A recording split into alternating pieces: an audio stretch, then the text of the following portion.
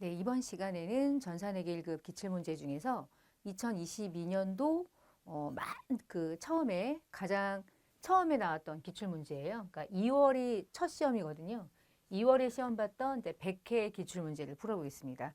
전산 세무회계 자격증이 벌써 100회가 넘었죠. 그러니까 여러분이 시험 보는 23년도 기준으로 보면 이미 105회가 넘은 거예요. 그러니까 기출문제가 이렇게 다 외부에 공개되잖아요. 그러니까 기출문제를 누구나 볼 수 있으니 기출문제가 100회가 넘었고 그러면 대부분의 기출문제를 통해서 어떻게 시험이 나오는지를 대비할 수도 있고요. 또 반대로 말하면 기출문제가 다 오픈되니까 이 문제가 아닌 또 다른 문제를 좀 고민해야 될 필요도 있는 거죠. 워낙 누구나 기출문제를 보면서 시험을 대비할 수 있기 때문에. 자, 100회 기출문제를 풀어볼 거고 합격률은 한 50% 정도 해당되고요. 자, 백데이터는 2100번 회사로 선택해서 프로그램은 일단은 언제나 열 수 있도록 이렇게 열어놓으시고 문제 객관식 1번 보겠습니다. 그 기출문제 풀 때 어때요?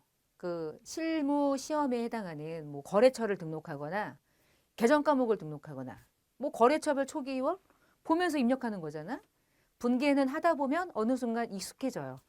다 사람이니까.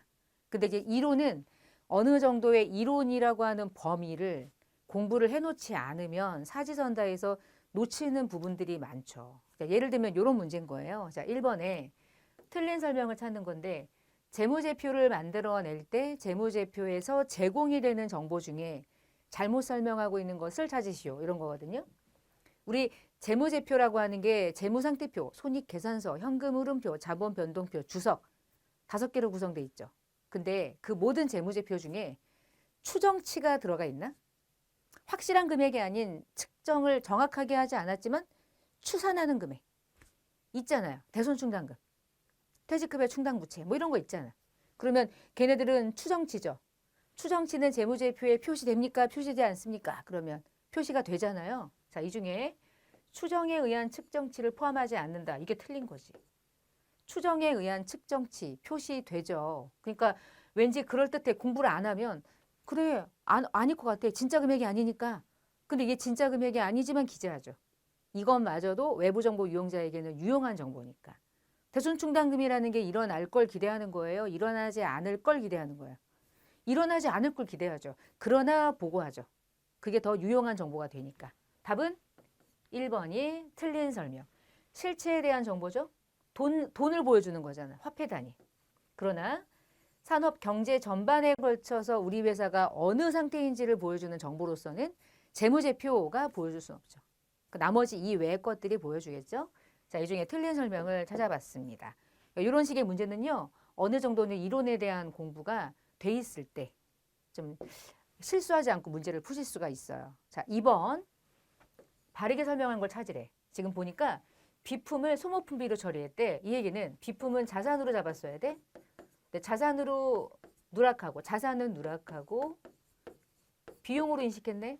여러분 자산을 과소계상하고 자산 대신에 비용을 잡았다는 얘기는 비용이 추가되는 순간 뭐가 움직일까요? 이익은 감소하지 않을까? 이익이 감소하면 우리 회사의 자본도 감소하겠죠. 왜냐하면 자산이 감소했기 때문에 자본이 감소할 수밖에 없는 거잖아요. 자, 그럼 이 거래로 바르게 설명한 거. 수익은 상관없죠. 이 중에 수익을 인식한 건 없잖아요. 자산을 과소계상한 거 맞죠? 비용은 과대계상했지? 과소 아니죠. 그러면 순이익은 과소계상되지 과대계상되지 않잖아요. 그렇죠? 답은 2번 하시면 되고요. 여기에서 만약에 자본에 대한 변화를 물어보면 자본은 과소계상됐겠지. 그러니까 자산으로 잡느냐 비용으로 잡느냐가 왜 중요하냐. 그것이 결국은 모든 재무제표에 동일하게 영향을 미치기 때문인 거야. 손익의 결과는 재무상태표의 이익잉여금에 영향을 미치니까. 그게 결국 이익잉여금이 뭐예요? 자본이잖아요. 그렇죠? 문제를 풀어야 되는데 수업을 나갔어 제가. 자, 이제 3번. 1월부터 12월까지의 재고자산이다. 선입에 의해서 기말재고자산을 구하시오. 자, 선입은 먼저 매입한 걸 먼저 판다. 그러면 처음에 3,000개가 있었는데 이 중에 150개를 팔았어. 이 중에 팔았겠지 뭐. 그리고 이 중에 또 150개를, 1,500개를 팔았어. 이 중에 팔았겠죠, 뭐. 그러면 3,000개 중에 2,000개를 팔아먹었어요. 그러면 이날 기준으로 몇 개가 있냐? 1,000개가 있는 거죠. 근데 얼마짜리가 있는 거야? 300원짜리. 1,000개, 300원짜리 있는 거죠. 지금 요 시점에. 자, 근데 그 중에 2,000개를 또 샀어. 그러면 1,000개는 300원짜리가 있었고 2,000개는 400원짜리가 있었는데 이 중에 500개를 팔아먹었다. 그럼 500개는 어디 있는 걸 팔았겠어요? 여기 있는 걸 팔았겠지. 자, 그러면 결론. 1,000개 중에 500개를 팔았으니 1,000개 중에는 500개가 남아있는데 300원짜리고 마지막에 매입한 2,000개는 그대로 판매되지 않고 남아있는 거죠. 그렇죠? 그러면 두 개를 곱해서 각각 더하면 8만 원, 80만 원이고 15만 원이니까 답은 95만 원 이렇게 하시면 되겠네요. 자, 이렇게 해도 되고 아니면 좀 쉽게 가자. 나는 이거 시간 낭비인데 좀 빨리 푸는 방법 없냐? 그러면요. 수량만 카운트해요. 3,000개에서 얘 빼고 그러면 이 1,000개 중에 3,000개 더했다가 500개 빠졌으니까 기말에 2,500개가 남아있는 거잖아. 그러면 2,500개 중에 마지막에 매입한 단가부터 최대를 곱해서 수량에다가 대응하는 거야. 그럼 이 중에 마지막에 매입한 게 2,000개죠. 2,000개는 하나도 안 팔고 남아있겠죠. 그리고 나중에 그 전에 매입한 게 뭐야? 요거잖아. 그치? 그럼 이 중에 500개는 300원짜리겠지. 이렇게 그냥 바로 대입해도 돼. 수량을 먼저 카운트하는 게 핵심이라고 보시면 되겠습니다. 4번. 무형자산으로 인식하는 요건이 아닌 것은 식별할 수 있느냐 매우 중요해요. 형체가 없어서 미래 돈 벌어 들여야 되고요. 통제를 나만 해야 되는데 판매 가능성하고 무형자산은 상관없잖아요. 여러분 무형자산 가지고 있는 이유가 팔아먹으려고 하는 거 아니잖아. 판매 목적이 나왔다. 판매 가능성이냐 이렇게 물어보면 재고자산을 여기다가 언급했을 때 정확한 대응이 되겠죠. 자, 틀렸어요. 3번이 틀렸었고요. 아니 판매 가능성이 틀렸다는 얘기인 거고 그 다음에 5번에 대안이 단기 중에 취득해서 보유하고 있는 유가증권이다. 기말 회계 처리로 맞는 것은 보니까 취득원가가 200만 원. 미국이 보유하고 있는 미국이라는 회사의 주식을 단기 보유 목적으로 취득을 했대요. 이 주식은 공정가치가 240이래. 그러면 단기 보유니까 단기 매매증권이고 200에서 240으로 공정가치 평가하면 40만 원만큼 단기 매매증권 증가, 단기 매매증권 평가 이익 잡으면 되죠. 요거는. 이 중에 얘랑 걸맞는 것은 얘도 있고 얘도 있네. 그치? 얘도 있고. 유가증권으로 붕괴하는 거는 뭐 들어본 적 있어? 유가증권은 과목이 아니죠. 뭐야? 우습게 보는 거지. 그 다음에 두 번째. 취득이 180. 근데 시장성이 있는데 장기 투자래. 그러면 개정 과목이 이제 매도 가능 증권이죠. 매도 가능 증권은 공정가치가 170이래요. 얘는 단기 매매고 얘는 매도 가능 증권이니까 평가를 따로따로 해야죠. 계정이 다르니까. 얘는 10만 원만큼 평가 손실이네요. 매도 가능 증권 평가 손실, 매도 가능 증권 감소. 답은 4번이네. 만기 보유 증권은 평가 안 하잖아. 이렇게 안 하잖아. 그치? 시가 평가 안 하죠. 상각 후 원가로 측정하는 거니까. 매도 가능 증권이 누락됐으니까 3번은 아니고 2번은 아니고 만기 보유 증권은 말도 안 되죠. 매도 가능 증권에 대한 문제죠. 그러니까 자세하게 몰라도 눈치만 가지고도 찾을 수는 있었겠어요. 자, 5번 풀었습니다. 6번 가보죠. 기계장치에 대한 감가상각. 지금 문제는 감가상각하는 방식은 정액법, 정률법, 뭐 비례법, 이중체감법, 연수합계법 등등등이 있는데 이번 경우는 연수합계법이고 1차년도 감가상각을 구하래요. 자, 연수합계법을 계산하는 식. 취득원가 6천만 원에서 잔존가액은 취득원가의 10%면 600이란 뜻이네. 잔존가액을 차감한 금액을 연수를 더하는 방식으로 생각하는데 취득 내용 연수가 3년이면 1, 2, 3을 더했죠. 그리고 1차 연도에 이 중에 3만큼 감가상각을 하는 거였어요. 그러니까 5,400만 원을 6이죠. 그러면 답은 2,700인가요? 그렇죠. 답은 4번 이렇게 하시면 되고 2,700 이렇게 됐습니다. 자, 그 다음에 7번 유형자산이랑 무형자산이랑 비교하는 문제가 되게 많이 나오네. 그렇죠. 매회. 유형자산 특징 아닌 것은 형체가 있다. 또 나왔네. 판매 목적은 재고라 그랬잖아. 비화폐성 맞죠? 여러 기간 동안 사용돼야죠. 여러 기간이라는 건 더 정확하게 말하면 장기간에 걸쳐서. 답은 2번이 틀린 말. 8번. 매출원가를 구하세요. 매출원가는 딱 봤을 때 기초상품과 기말상품이 보이면 아유 T자 계정 그리자. 쉽게 가자. 자, 기초상품은 500, 기말상품은 200. 얘가 매출원가고 얘가 매입액이 들어오면 돼. 근데 순매입액이 와야 되니까 매입액은 200인데 매입 할인이 10만 원이래요. 빼면 되죠. 190. 근데 매입 운임도 있었대. 얘는 또 더 해야 된 거잖아. 그럼 220에서 10만 원을 차감하면 210만 원이 순매입액이라는 뜻이구나. 토탈 금액은 710이고 710 중에 200이 기말이니까 나머지는 팔아먹었구나. 나머지는 510만 원. 답은 8번에 3번 이렇게 구하시면 되겠습니다. 짝짝짝. 이건 껌이지 껌. 이거 T자 계정 가리고 그리는 거. 이런 거 틀리면 되게 아까워요. 나머지 1번 같은 문제는 틀릴 수도 있어. 오히려 외우지가 않아서. 이론이 좀 부족하다. 그리고 아무리 읽어봐도 늘 다르게 나오니까. 그러니까 좀 헷갈려. 말 문제는 헷갈려. 근데 계산 문제는 틀리면 좀 아깝죠. 계산 문제는 되게 쉬우니까. 생각보다 쉬워요. 자, 9번에 보조 부문에 배분하는 방법은 3개가 있는데 옳지 않은 것은 상호는 가장 정확하다. 맞다. 직접은 순위를 고려하지 않고 단순하다. 맞다. 직접은 단계 배분법에 의해서 비해서 순이익을 높게 계산한다. 직접, 단계, 상호 3가지의 특징은 보조 부문끼리 주고받은 것을 고려할 거냐 고려하지 않을 거냐에 대한 문제인 거지 어떤 방법을 쓰더라도 단기순 이익에 영향을 미치는 결과는 똑같죠. 어떻게 중간에 왔다 갔다 하느냐에 따라 A 제조로 많이 가고 B 제조로 많이 가고 그럴 뿐이지 제조간접비 총계는 똑같잖아. 이익은 변함이 없는 거예요. 맨날 나오는 게 이런 거죠. 여기서 맨날 걸릴까 봐 얘기하는 거예요. 걸리면 짜증나. 왜냐면 맨날 나오거든. 9번은 틀렸어. 3번 아니야. 순이익이 높고 작고 상관없어. 똑같아. 직접이든 단계든 상호든. 뭐가 좀 더 고려하냐 고려하지 않느냐 그 차이인 거예요.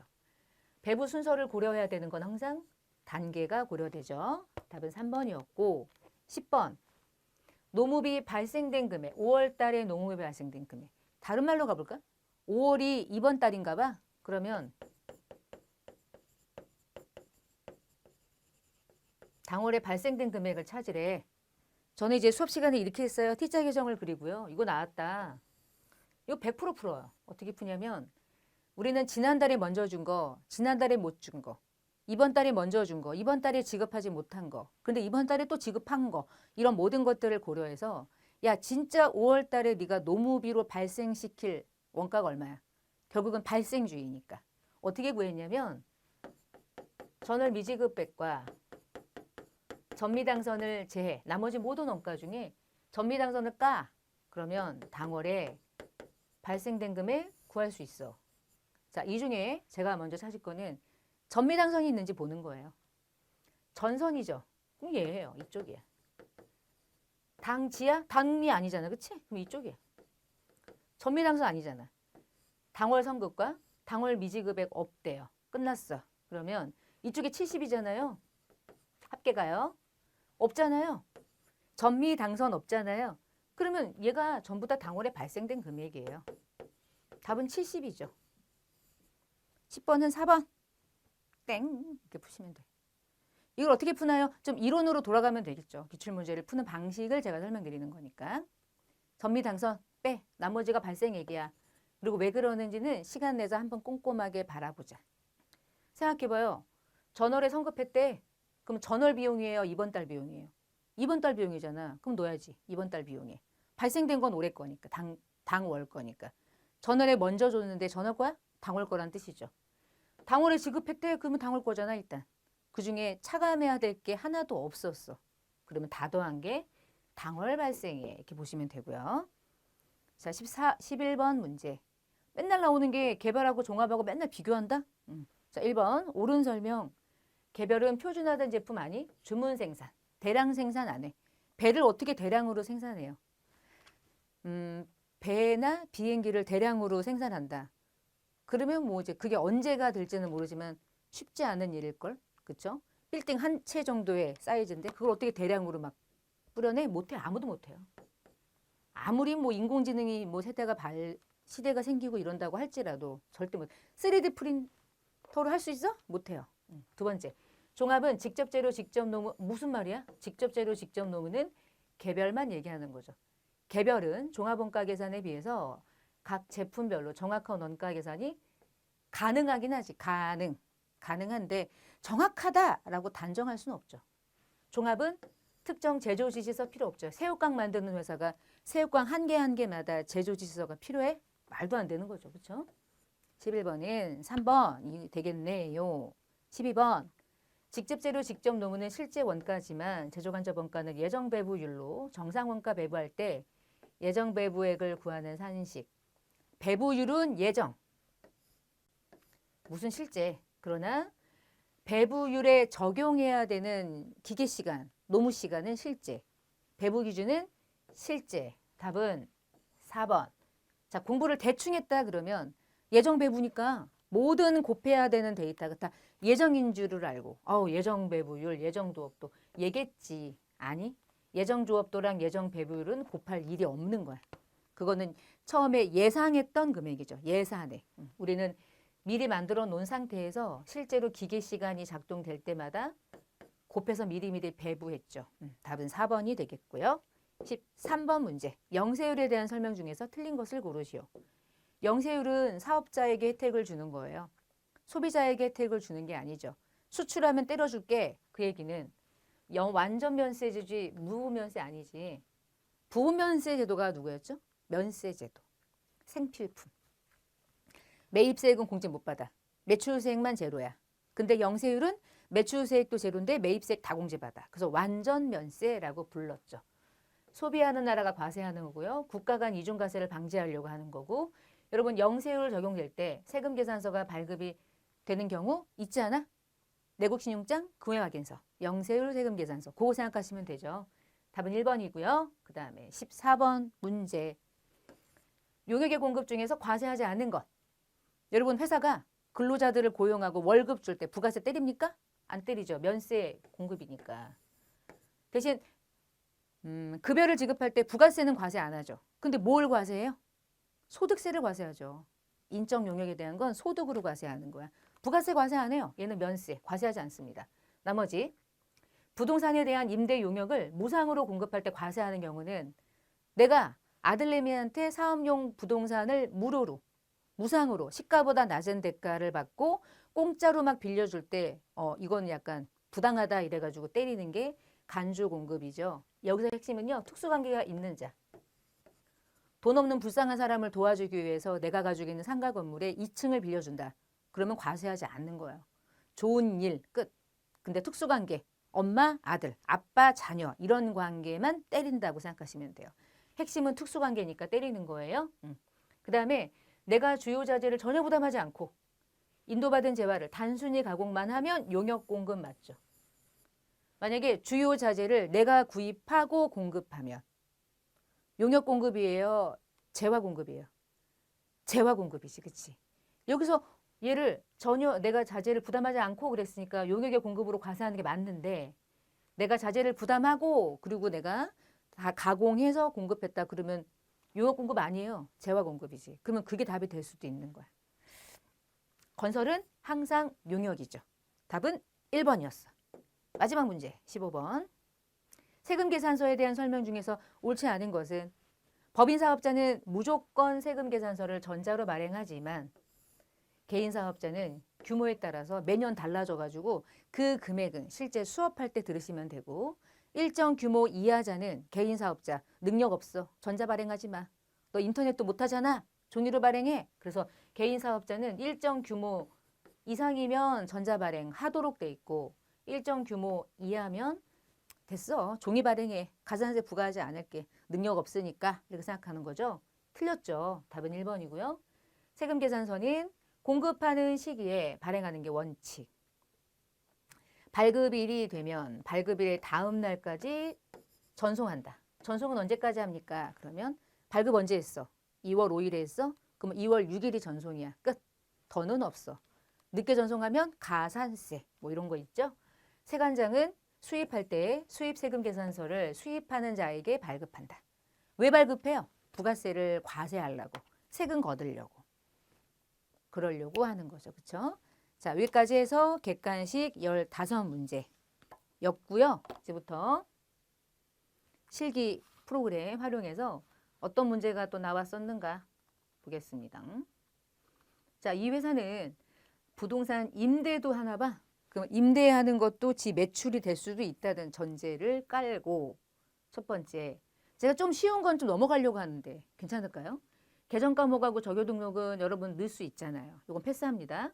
두 번째, 신한은행의 통장을 신규 개설했대요. 거래처 등록에 넣으래요. 자, 이 문제 어려운 거 없어요. 여러분 이거 틀리면 좀 이상한 거야 이제. 왜냐하면 기출 문제를 풀고 있는데 거래처 등록을 못한다. 그건 조금 어폐가 있잖아. 근데 어디에 넣을 거냐는 한번 열어보려고요. 어디다 넣을까요? 금융기관. 여기다가 금융기관에 98004 그다음에 여기 신한은행 마곡점 저거 입력하실 때 넣어볼게요. 98004 여기다가 넣으실 때요.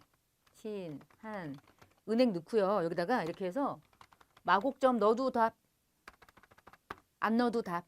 대부분 안 넣는 게 정상이지만 넣어도 문제 없음. 자, 예금의 종류는 정기, 적금 이런 거 틀리면 안 돼요. 코드 넣는 거니까. 계좌번호는 중간에 하이폰을 자동으로 걸리지 않기 때문에 여러분이 입력을 하는 게 맞아요.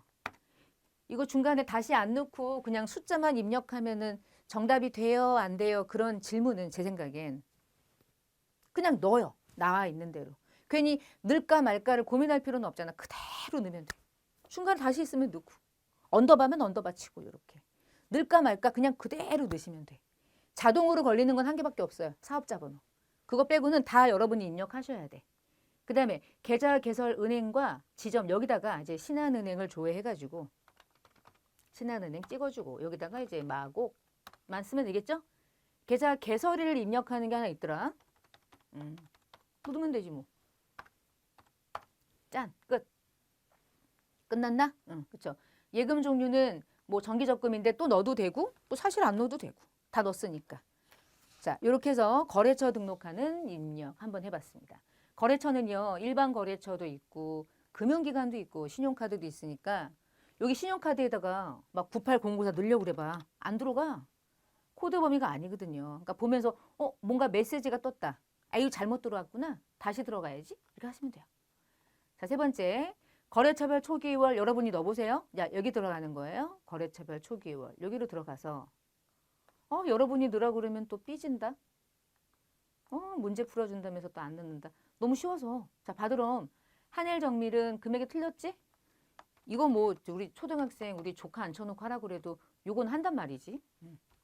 한일정밀 바꿔주시고 일레코리아는 1170 넣어주시고. 근데 쓸데없는 말인데 조카 앉혀놓고 하라고 그러면 하기는 해. 뭐 입력하는 건 어렵지 않잖아.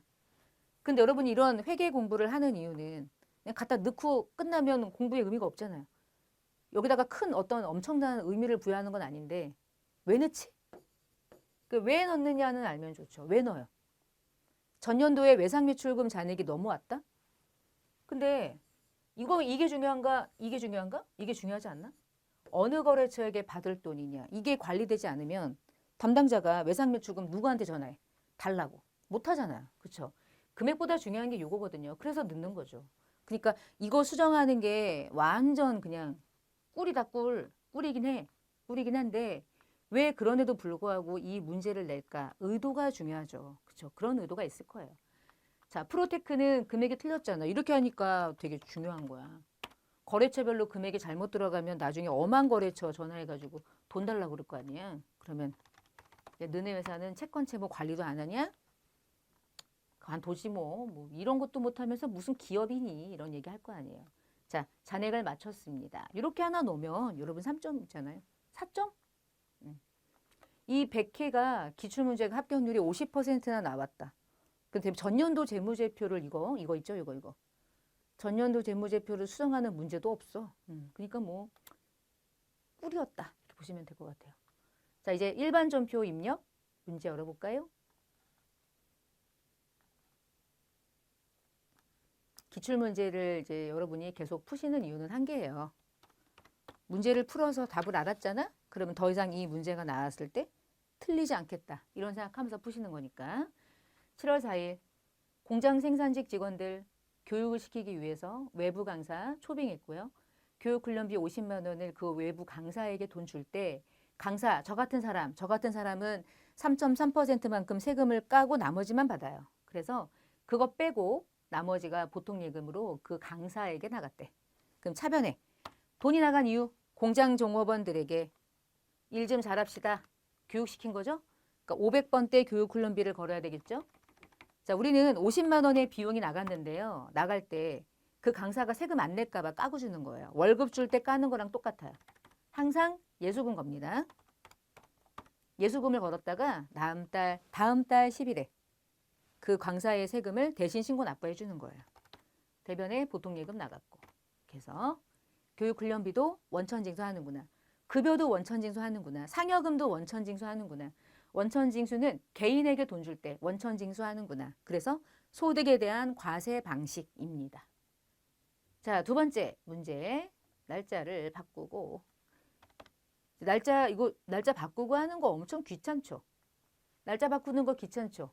그러니까 날짜 바꾸지 않고 그냥 입력하면 어떻게 될까요? 다 빵점 처리인 거야. 반드시 이 문제, 거래가 일어난 날에 이 날짜에 정확한 답이 있어야 돼. 그러니까 날짜를 입력하는 것은 별거 아닌 것 같지만 제일 중요한 거예요. 자, 문제를 볼게요. 원재료를 보관하는 창고에 화재나 도난을 대비하기 위해서 3개월 동안의 보험료 300만 원을 보통 예금으로 나갔대요. 자, 이 문제에서 우리 보험료가 나가잖아요. 보험료가 나가면 뒤에 무엇으로 처리하시오라고 하는 말이 항상 원래 떠야 되거든. 첫 번째, 자산으로 처리하시오라고 할 수도 있고요. 비용으로 처리하시오 이럴 수도 있어요.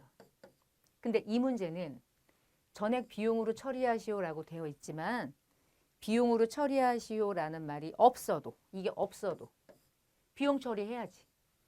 왜 보험료를 자산으로 처리할까? 오늘 나갔는데 내년 언제까지 걸쳤을 때 선급 비용이 그 안에 있을 때 그러면 처음부터 선급 비용이라는 자산으로 잡고 갈 것이냐? 에이 귀찮으니까 비용 잡았다가 기말에 떨 것이냐? 둘 중에 하나를 선택해야 되니까 그때는 지문을 주는 건데 오늘은 7월이죠. 그리고 3개월 보험료죠. 7, 8, 9 해봤자 다 올해 거잖아. 그러면 자산으로 처리하면 돼요, 안 돼요? 난 자산으로 처리할래요 하면 되는 거야, 안 되는 거야? 안 되는 거야, 원래. 그냥 다 올해 단기 비용이잖아. 그래서 여기서 비용으로 처리하시오라고 줬지만 이렇게 나왔을 땐 자산으로 처리할 이유가 없다. 그냥 비용이다.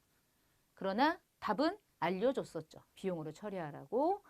자, 차변에 비용이긴 하고요. 보험료긴 한데요. 원재료를 보관하는 창고의 보험료거든요. 그러면 코드를 걸 때는요. 521번에 500번대 보험료를 거는 게 맞아요. 300이 나갔어요. 돈으로 나갔죠. 보통 예금으로. 회계 원론인데 돈이 나가면 둘 중에 하나야. 자산이냐 비용이냐. 얘는 비용. 어떨 땐 자산. 보험료인데 자산으로 처리하세요. 그러면 아 미경가분이 속해 있구나.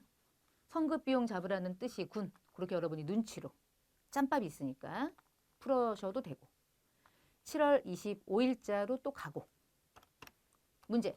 단기 투자 목적으로 나는 주식을 가지고 있다. 그 얘기는 단기 매매증권 들고 있다. 배당금 150만 원이 확정돼서 통장에 들어왔다. 바로 넣어볼게요. 차변에 보통 예금이 들어왔다. 금액은 150이다. 여러분 배당금을 주는 입장은 이익잉여금 중에서 일부를 주고 자시고 막 이런 식의 분개를 하지만 주식을 투자한 사람이 배당금 받으면 배당금으로 돈 벌고 있는 거잖아요. 만약에 여러분 은행에다가 돈 넣어놓고 이자 받아가지고 돈 벌었다. 그러면 이자 수익이죠. 근데 이렇게 배당금으로 돈 벌었다. 그럼 뭐예요? 배당금 수익. 주식 투자해가지고 배당금 받았잖아. 그러면 수익이죠 뭐. 배당금 수익. 짠. 이렇게 문제를 푸실 때 오늘은 주식을 투자해가지고 배당금 들어온 거지?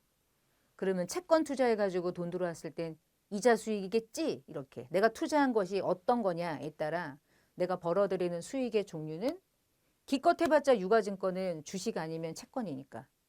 배당금 아니면 이자가 아니겠어요. 그렇죠? 둘 중에 하나겠죠. 그렇게 문제를 풀면서 좀 다양한 상태를 되게 그려보는 거야. 거미줄을 좀 그려보고 이렇게. 네 번째, 8월 16일. 아, 이거는 너무너무 중요한 문제인데 왜 중요하냐면 여러분 딱 이 매출전표를 보는 순간 어떤 느낌이 드냐면 신용카드 매출 전표를 받았어. 거기다가 부가세가 구분기재돼 있어. 그럼 여러분 이거는 일반 전표로 가는 게 맞아요? 메인 매출 전표로 가는 게 맞아요? 통상적으로 그렇지 않나? 근데 왜 일반 전표를 입력하는 문제 네 번째에 나왔을까? 첫 번째, 신용카드를 수취했습니다. 부가세가 10%가 있어요. 이런 경우는 뭘로 거는 게 맞아요? 카가 매입의 유형이 있잖아요. 그쵸? 돈이 나갔어. 징빙을 수취하면 매입이니까. 근데 얘가 어떠한 내용의 비용이냐면 거래처랑 밥 먹었대. 영업팀이란 얘기는 판관비란 뜻이고요. 영업팀 직원들이 먹었으면 복리후생비잖아. 그러면 답은 달라져요. 복리후생비인데 부가세가 있어. 매입세 공제가 되잖아. 근데 세금 계산서를 대신해서 신용카드를 수취했어. 그러면 그때는 완벽하게 매입 매출로 가는 거죠. 카가 매입. 이렇게. 근데 얘는 거래처랑 밥 먹었대. 그럼 접대비잖아. 접대비는 매입세 공제가 안 되잖아요. 근데 내가 오늘 받은 징빙은 반드시 신고해야 하는 세금 계산서는 아니잖아. 카드를 받았네. 카드를 받았을 땐 매입세 공제가 됐을 때는 카가 매입으로 가는데요. 카드 결제를 했고 부가세가 있는데 공제가 안 되는 접대비라면 부가세를 신고하면 안 돼요.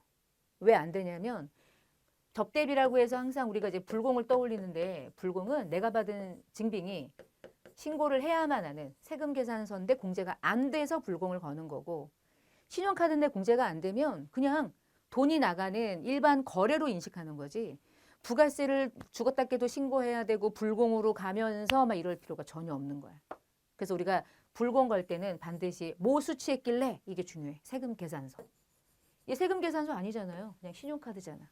그러면 신용카드는 둘 중에 하나야. 완벽하니 공제돼? 그러면 카가로 가.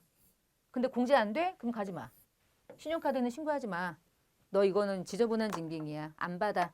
너는 비용이나 떨어. 그래서 일반 전표로 나온 거예요. 되게 중요한 문제인 거예요, 사실은.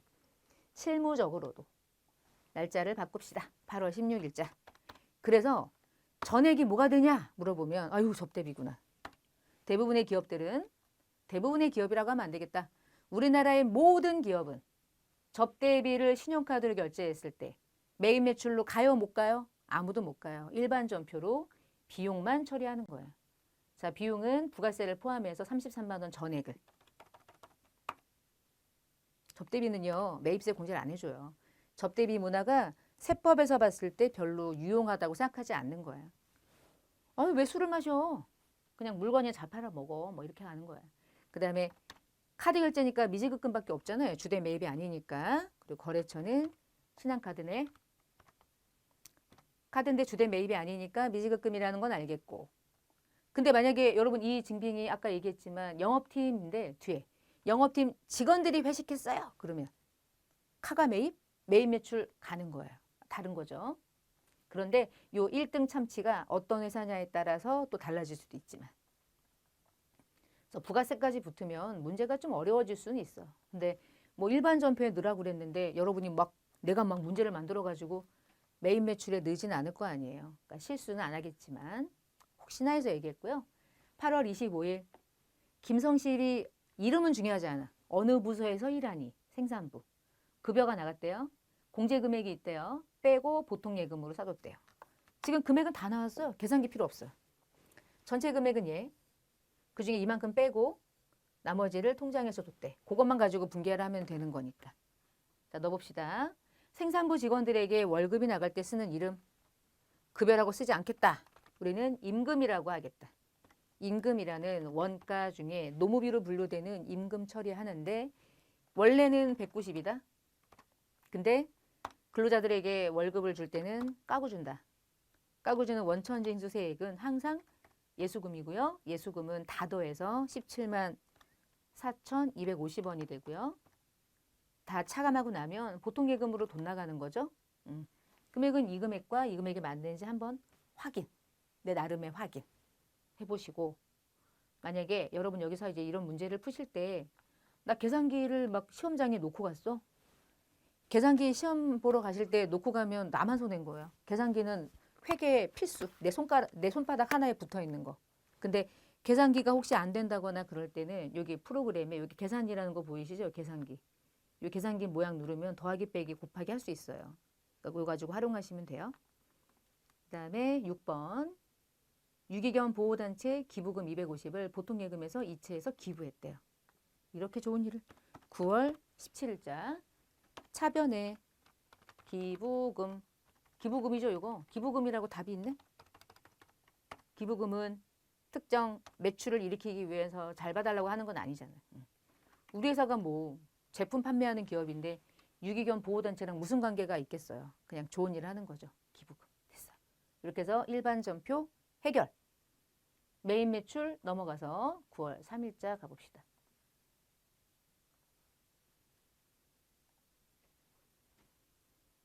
메뉴가 길 때 우리가 이렇게 줄여놓고 푸셔도 돼요. 여러분이 마음껏 프로그램을 좀 이렇게 줄이고 늘키고 하면서 하셔도 되니까. 자, 9월 3일에 많이 고민할 필요가 없네. 제품 팔았다. 두 번째, 전자세금 계산서가 발행됐다. 세 번째, 부가세가 10%가 붙었다. 유형은 11번 과세 매출이구나. 전자부품이라는 품목을 적으셔도 되고 나는 제품이라는 이름으로 분개할 거니까 제품 쓰셔도 되고 수량은 100개, 단가는 6만 원. 그럼 600만 원에 부가세가 60만 원이란 뜻이고요. 나는 세무사랑, 상대방은 해피상사. 전자 발행했으니까 전자체크. 분개는 지저분한의 느낌이 그러면 혼합. 느낌 혼합.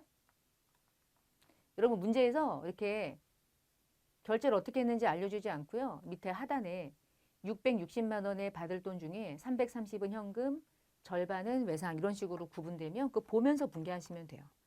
차변에 현금으로 들어온 거는 660 중에 330 나머지는 외상 매출금 거시면 되겠죠?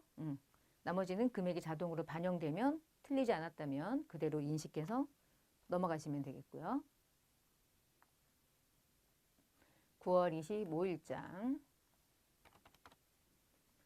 제품을 팔고 부가세가 포함됐어? 그럼 부가세가 10% 매출. 근데 내가 마지막에 발행한 증빙은 신용카드래. 신용카드 과세 매출 걸면 되는 거네요. 자, 17번 카과. 17번 카과 제품. 카드 매출하고 현금 영수증하고 증빙 없는 건별 매출은 부가세를 포함해서 입력하더라. 그래서 부가세 포함을 줬네요. 그러면 500만 원과 부가세 50만 원 구분될 거고요.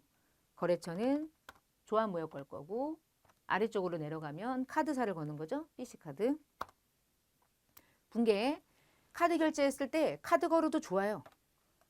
외상 매출금을 자동으로 만들어 주거든요. 자, 여기서 외상 매출금이 어떻게 걸린 거지? 여러분이 하는 게 아니에요. 프로그램 해주는 거야.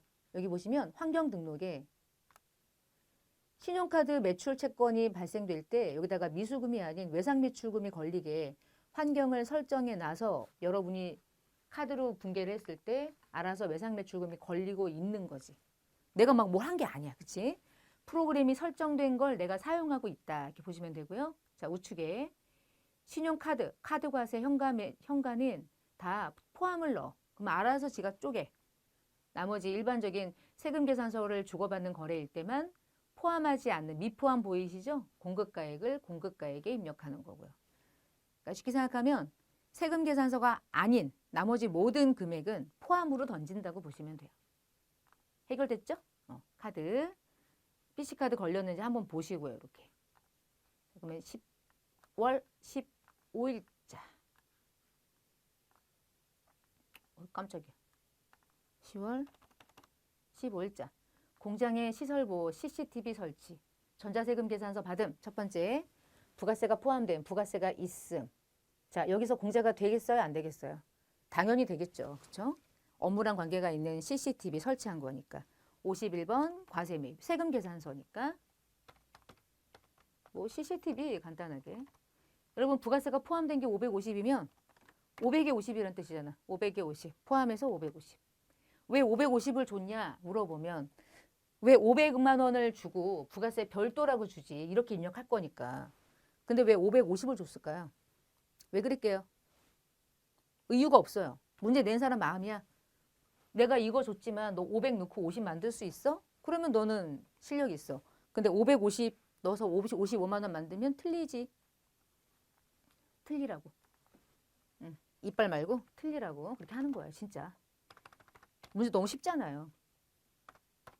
금액 입력할 때 실수 안 하시면 돼요. 에스콘 걸고요. 전자 받았죠? 전자 걸고요. 분계는 혼합이죠. 뭐가 싹 바뀌니까. 여러분 이게 원재료는 아니잖아. CCTV를 뭘로 걸까? 이렇게 보니까 설비장치라는 계정 과목으로 쓰래요. 그리고 고정자산까지는 등록하지 말으래요. 설비장치 있네요. 선택. 대변의 결제. 50만 원은 현금이래. 그럼 대변의 현금은 이 중에 50. 나머지 10회에 걸쳐서 균등액이든 두 번에 걸쳐서 뭐 비균등액이든 상관없죠.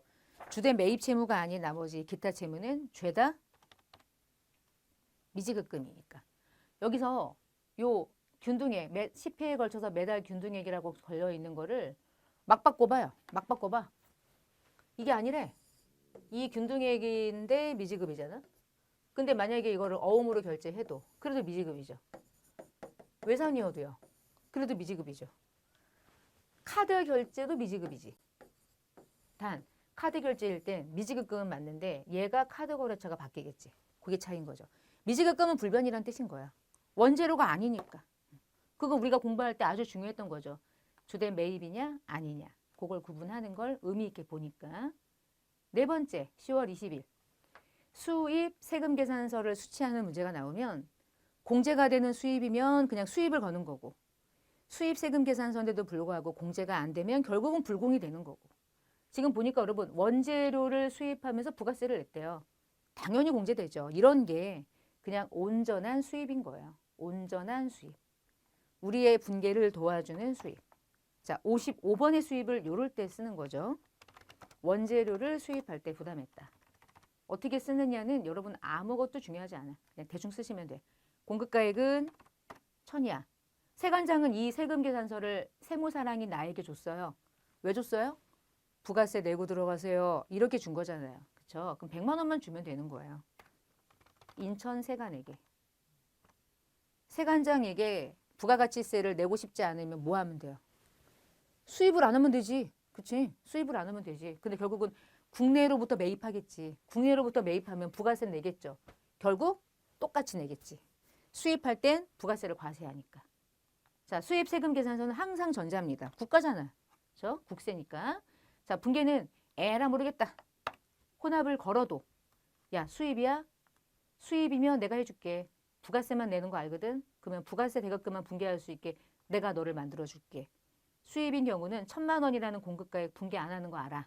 자, 위에 보니까 현금으로 100만 원 부가세를 냈대요. 그리고 여러분 항상 수입 세금 계산서는 그냥 수입이든 수입인데 불공이 되든 그건 똑같죠.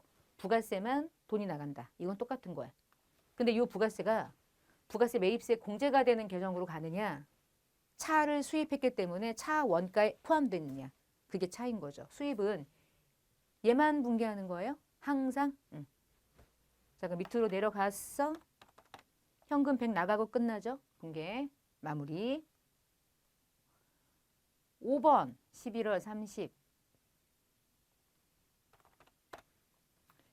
거래처의 이름이 리스네. 리스로부터 영업부 직원들이 사용할 업무용 승용차를 리스했다. 리스는 운용 리스다.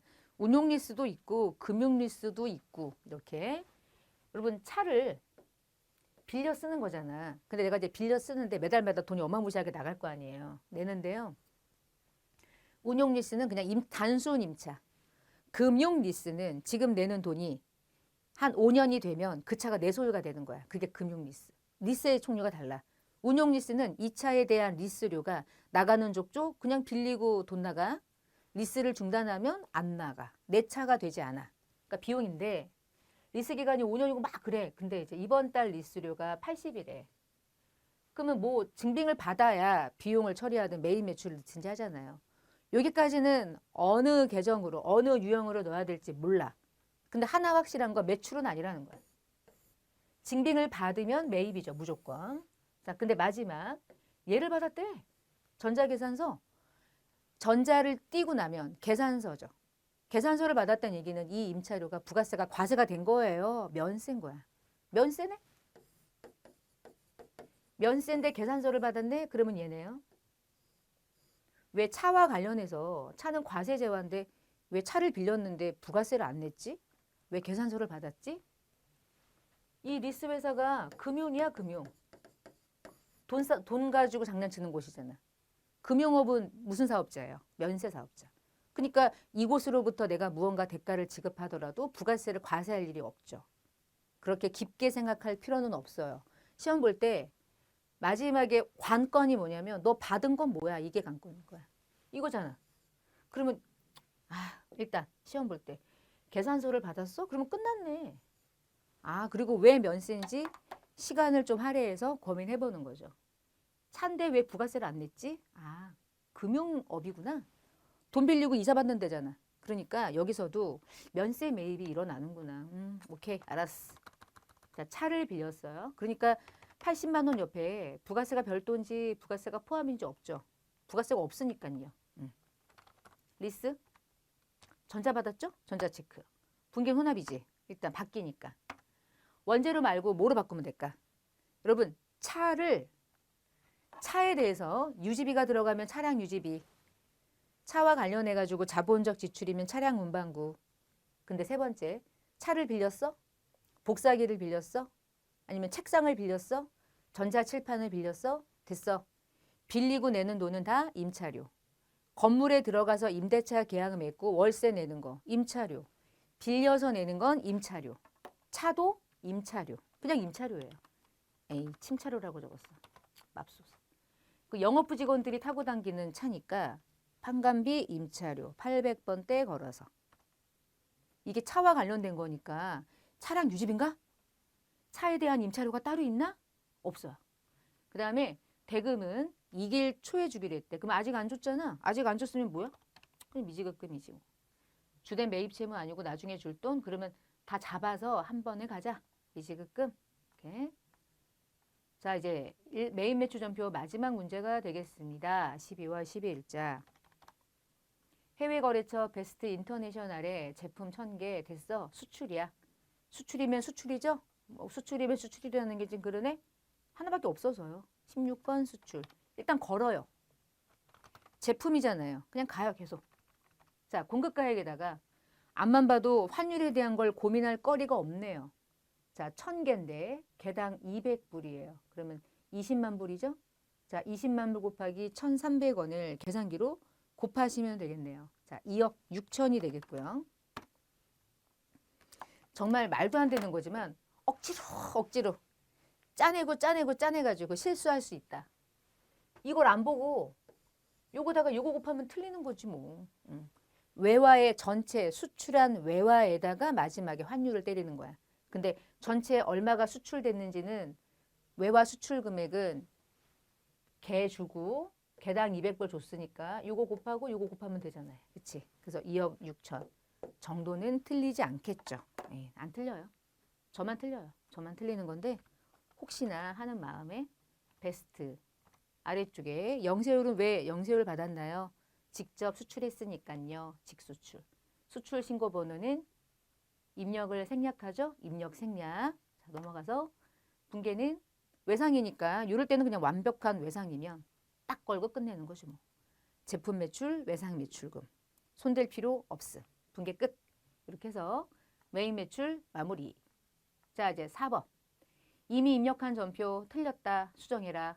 8월 19일자. 여러분 보시면 8월 19일자 이 문제 한번 읽어보세요. 부가세가 포함된 55만 원. 삼성카드로 결제했는데 회계 처리가 틀린 느낌? 어느 전표를 가야 되는 문제일까요? 부가세가 있었고 뭐 그랬다면 일반 전표로 회계 처리를 하지는 않았겠죠. 매일 매출 전표 8월 19일자에 뭐가 틀린 것이 아닐까. 맞네. 카가 매입이잖아요. 그렇죠? 자, 가보니까요. 마트 거래처 잘 들어가 있고요. 50만 원과 5만 원도 구분기재가 잘 돼 있는데 자, 아래쪽에 보니까 영업부 소모품이고 영업부 소모품 비용으로 처리했어야 되는 것을 삼성카드 들어가 있는 것도 잘 들어가 있는데 제조원가의 소모품비로 처리했대. 그러면 500번대가 아니라 몇 번대라는 거예요? 800번대라는 뜻이죠. 이것만 살짝 바꿔주면 되지 않을까? 끝났어. 뭐야 이게? 문제 되게 쉽네. 두 번째. 11월 19일자. 한성공업에 대한 외상 매출금 2,500을 자, 이 말 나오면 느낌 부가세 매입 매출하고는 상관이 없는 거래니까 일반 전표에 뭔가 잘못 들어가 있는 것이 아닐까. 사실 뭐 모든 공부라는 게 느낌이죠. 이런 거는 느낌이죠. 가봐야 외상 매출금이 현금이 바로 들어온 입금 전표로 들어가 있는데 다시 봅시다. 일반 전표에 처리했으나 1,500은 이 중에 1,500은 동사가 발행한 약속어음 만기가 내년이래요. 어음으로 받은 거고 그 나머지만 현금으로 받은 거래요. 그러면 이 외상 매출금 전체가 몽땅 다 현금으로 들어온 건 아니란 얘기잖아. 어음도 일부 받은 게 있다는 얘기잖아. 그러면 입금 전표로 되어 있는 것을 아예 바꿀까요? 대변으로 바꿀게요. 대변으로 바꾸면 외상 매출금 한성공업은 대변에 2,500만 원이 회수가 된 것까지는 맞다는 얘기죠. 그럼 밑에 칸으로 들어가서 이제 차대를 만들어 놓은 거죠, 지금?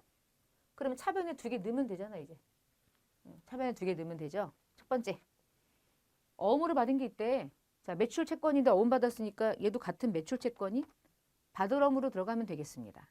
자, 받을 어음은 거래처 코드가 같이 코드로 들어가야 돼. 어음으로 받은 돈은 이 중에 딱 1,500뿐이고 나머지는 현금으로 받았대요. 1,000만 원 이렇게 잡아주시면 되죠. 어때요? 괜찮죠? 자, 이렇게 해서 수정하는 문제까지 풀었어요. 그러면 이제 결산 문제가 3문제죠. 자, 1번 문제 보험료가 어쩌고 저쩌고 수동결산 현금에 대한 문제 수동결산 3번 환율 차이 수동결산 모든 문제 손으로 직접 분개하기 12월 31일자 자, 문제 좀 볼까요? 결산하는 날 영업부 건물에 대해서 화재보험료가 이번 연도 7월부터 이번 연도 내년 6월까지 보험료 납부는 이번 연도 7월 1일에 했고요. 전체 보험료는 600이래요. 이것만 보세요. 그러면 단기분 보험료는 300이고 차기분 보험료가 300인데 돈이 지급되는 이날 전부 다 보험료가 지급될 때 판관비 보험료로 처리했다 이 얘기는 그럼 보험료가 600만 원이 잡혀 있는데 그중에 절반에 해당하는 건 보험료가 맞지만 나머지 절반에 해당하는 건 보험료가 아니라 먼저 지급한 보험료인 성급비용 대체가 필요한 거잖아요. 그러면 보험료가 과다하게 잡혀 있으니까 보험료를 대변으로 상계하는 거예요. 자, 보험료를 죽입시다. 7월 1일에 전표를 가보면 전표가 돼 있겠죠. 이게 잡혀 있죠. 800번대 보험료 600 중에 300은 아니라는 거지. 300은 내년 기간 경과되지 아니한 보험료를 의미하니까 대변부터 먼저 분개해 볼게요. 대변에 판관비 보험료 중에 300을 깐다는 얘기는 보험료를 300만 원만큼은 제거한다. 그리고 차변에 그 보험료를 무슨 이름으로 대처합니까? 그러면 성급비용. 성급비용은 비용이 아니에요. 성급입니다. 저는 자산입니다. 얘는 자산 계정으로 대체하는 거죠. 자산으로 대체하기 위한 이름이 성급비용인 거고. 이렇게 분개를 한번 해봤습니다. 두 번째, 12월 1일에 장부상의 현금보다 실제 현금이 많아서 현금 가부족으로 처리했는데 원인을 기말까지 모른대요. 12월 1일쯤 가볼까요? 이렇게 났네. 자, 분개를 볼게요. 현금을 차변에 증가시키고 대변의 이유를 몰라가지고 대변에다가 현금 가부족을 3만 원 걸어놨는데 기말까지 이유를 모른대. 자, 그러면 31일자 대변에 걸려있던 현금 가부족을 차변으로 반제하는 거죠. 차변으로요. 현금 가부족 차변으로 3만 원을 반제했다. 이유를 몰라? 자, 이유를 모르는 계정. 에이, 이유 모른다. 자비익이다. 아이고, 저비익으로 했어? 키보드가 제게 아니어가지고 입력할 때 좀 오류가 나는 경우는 양해를 구합니다. 자비익 대변에 이렇게. 자, 3번. 기말의 외상매입금의 계정이 미국 로즈사에 대한 외상매입금으로 환율은 3,000불인데 원화로는 330이야. 1달러당 1,100원 곱해져 있구나. 근데 결산에 가보니까 1,200원으로 바뀌었구나. 자, 그럼 금액으로 말하면 330만 원이 360이 돼야 된다. 그럼 30만 원만큼 외상매입금을 증가시키자. 외상매입금은 부채니까 외상 매입금이라는 부채를 증가시키려면 대변으로 증가를 시켜야 외상 매입금이 증가되겠죠. 부채 증가. 거래처는 당연히 넣어줘야 되고요. 그럼 30만 원은 외상 매입금이 증가됐는데 외상 매입금의 증가는 우리 회사에 기쁜 일이에요? 슬픈 일이에요? 슬픈 일이죠. 환율이 오르면 슬퍼? 아니 기뻐요? 갚을 돈이 있는데 환율이 오르면 나중에 원화 금액은 많이 나가게 되니까 손실이 발생하는 거죠. 외화 환산 손실 30만 원. 지금 우리가 이렇게 외화 계정을 평가할 때 내가 평가하는 계정이 만약에 채권이었다면 환율이 오를수록 우리는 이득이지. 환율에 대한 차이가 채권에 대한 평가냐 채무에 대한 평가냐에 따라서 막 달라질 수 있는 거예요. 됐죠? 자, 이제 이렇게 결산 세 문제 끝났고 전부 다 수동이니까 말씀드렸지만 자동 결산 들어가서 돌리고 추가하고 이 일은 할 필요가 없는 거고요. 자, 조회 좀 해봅시다. 1월부터 6월까지 현금은 얼마가 지급됐습니까? 현금이 지급됐다는 얘기는 현금이 대변에 출금된 걸 찾는 거잖아요. 여러분 이거는 이렇게 하셔도 돼요. 여러 가지가 있는데요. 총계정원장을 열어서요. 1월부터 6월까지 현금으로 조회하신 다음에 1월부터 6월까지 출금된 금액은 그냥 보이지 않나? 그치? 출금됐다는 얘기는 대변의 금액을 말하는 거잖아요. 현금이 들어오면 차변이니까. 그럼 1월부터 6월까지 출금된 거 합계 금액이 조회되면 합계가 보이잖아요. 6,550만 원 이렇게 찾으셔도 되고 제가 몇 가지를 한번 왔다 갔다 해볼 거거든요. 지우고 두 번째 이거 현금 출납장 열어도 되거든요. 근데 너무 길어. 합계를 딱 보면 되는데 너무 길어. 너무 긴데 쭉 가야 돼. 이렇게 가서 여기 합계 6,550만 원. 답도 똑같죠. 세 번째 이것도 되고 저것도 되고 또 되는 거 있나요? 물어보면 또 있죠. 또 있어. 되게 많은데 자, 월계표에서는 볼 때 좀 조심할 게 뭐냐면 1월부터 이제 6월까지를 띄워요. 아이고 밑에 커서가 안 들어가는구나. 여기는 안 들어가는구나. 57번. 요 현금하고 요 현금의 차이는 현금이 차변에 있으니까 현금이 들어왔다는 뜻이 아니야. 현금이 나갔다는 뜻인 거야. 얜 현금이 들어왔어 이런 뜻인 거야. 왜 그러냐면 봐요. 판관비는 비용이죠. 비용이 현금으로 나간 돈은 현금란에 있고요. 대체로 나간 건 대체란에 있잖아. 그러니까 얘를 중심으로 현금으로 거래가 된 거, 현금으로 매출 일어났는데 현금으로 들어온 거 이런 개념이기 때문에 여기 있는 거 보이세요? 여기 6,550만 원. 1월부터 6월까지 조회해서 조회되는 현금 왼쪽에 있는 금액이 나갔다 이런 뜻인 거야. 그래갖고 사실은 이제 진도 나갈 때 월계표 가지고 현금의 움직임을 잘 설명 안 해. 헷갈려서.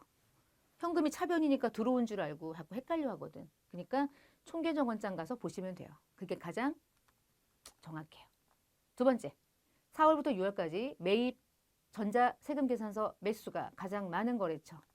세금계산서에 대한 질문은 대부분 세금계산서 부가세 합계표에서 들어가서 보셔도 좋아요. 다른 장부도 있는데 이게 나요. 4월, 6월 기간을 열 때 여기 들어오시면 탭이 두 개 다 이렇게 매출, 매입, 매출, 매입 이렇게 있는데 지금 매입이죠. 자, 매입 선택. 얘는 전자, 얘는 전자가 아닌 거, 전체는 얘. 지금 물어본 건 전자만 조회하시면 돼. 맨 앞에 칸. 탭 첫 번째. 그리고 나서 가장 매수가 많은 애를 찾읍시다. 매수 5장. 얘가 제일 많네요. 그쵸? 답은 기린전자 하시면 되겠네. 마지막 1기 예정기간 중에 신용카드를 사용해서 매입세 공제가 되는 거, 신용카드로 매입세 공제가 되는 거, 카가 매입을 공제하면 되겠다. 그치? 카가 매입인 거 맞죠? 유형을 딱 보니까요. 그럴 때는 매입 매출장이 또 좋아요. 정확한 자료를 보기가 좋기 때문에 1월부터 3월 1기 예정. 매입을 보는 건데 매입 중에 신용카드로 공제가 된다는 얘기는 카가 매입만 얘기하는 거잖아요. 카가 매입. 그러면 요때 하나 있네요. 그쵸? 그러면 답은 1기 예정 3개월이라는 기간 동안에 신용카드 공제가 되는 매입세액은 요거 한 건, 요거 한 건. 35만 원 아니고요. 답은 요렇게가 차지해죠. 이렇게. 36만 원. 요 86만 원은 1월부터 반기 누계액인 거야. 1월부터 6월을 말하는 거고 우리는 딱 요 3개월치 분기 1사분기를 말하는 거죠. 그렇죠? 36만 원. 조회했는데 엉뚱한 거 찾으면 또 정답에 영향을 미치니까 어느 자리에 있는 걸 찾아야 되지? 그걸 잘 보시고. 세액을 물어봤으니 부가세 세액란에 기재된 요 두 건을 더해서 36만 원이라는 금액을 찾아보시면 되겠습니다. 자, 이렇게 해서 최신 기출문제 100회 같이 문제를 좀 풀어봤어요. 자, 그럼 이번 시간 마치고요. 다음 시간에 뵙겠습니다. 감사합니다.